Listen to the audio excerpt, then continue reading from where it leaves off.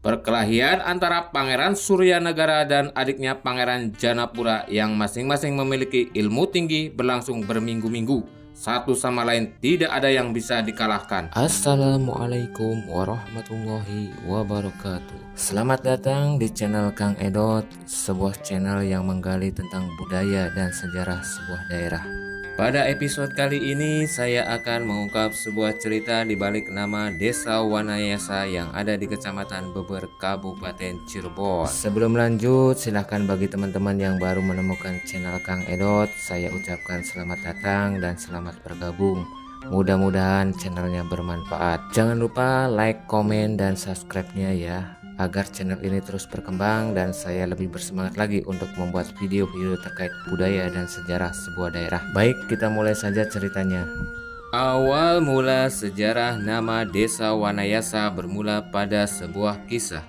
Sekitar tahun 1388 atau 809 Hijriah, Pangeran Jaka Sengara, putra ketiga Prabu Siliwangi, mempunyai seorang permaisuri yang bernama Dewi Wening Asih dan seorang selir atau istri kedua bernama Dewi Ratnaningrum. Dari permaisuri ia mendapatkan keturunan dua orang putra bernama Pangeran Suryanegara dan Pangeran Janapura. Dari selir mendapatkan 9 orang anak yang rata-rata bersifat kasar terhadap kedua putra permaisuri. Pangeran Suryanegara dan Pangeran Janapura sesuai petunjuk ayahandanya meninggalkan istana kerajaan, pergi ke tanah Charbon atau Cirebon untuk berburu.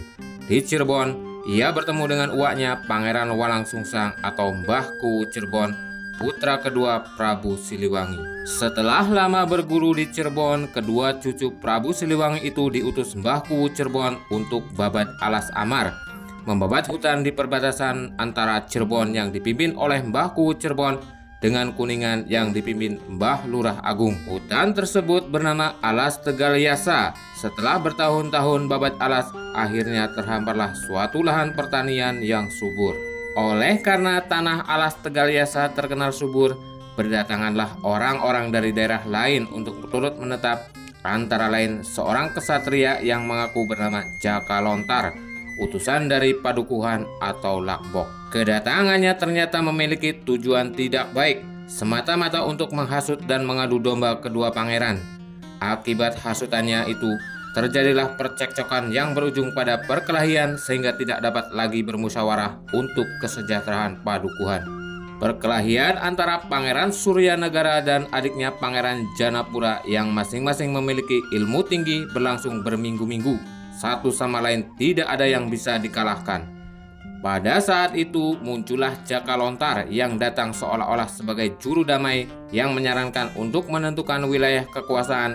Dibuatlah kesepakatan dengan melakukan tarik tambang yang berlangsung berminggu-minggu pula. Oleh karena keduanya kelelahan, tambang yang mereka pegang masing-masing terlepas. Pangeran Suryanegara terjatuh di sebelah timur, sedangkan Pangeran Janapura di sebelah barat. Tempat tergeletaknya tali tambang dijadikan sebagai batas kekuasaan antara keduanya. Tanah kekuasaan Pangeran Suryanegara dinamakan Padukuhan Tegal Asih, sedangkan tanah kekuasaan Pangeran Janapura dinamakan Padukuhan Tegal Yasa. Padukuhan Tegal Asih sekarang dinamakan Desa Sindang Kasih, sedangkan Tegal Yasa dinamakan Desa Wanayasa. Demikianlah cerita di balik nama Desa Wanayasa versi Dinas Kebudayaan dan Pariwisata Kabupaten Cirebon. Barangkali ada cerita versi lain dari sumber yang berbeda, silahkan komen aja di bawah ya. Wassalamualaikum warahmatullahi wabarakatuh.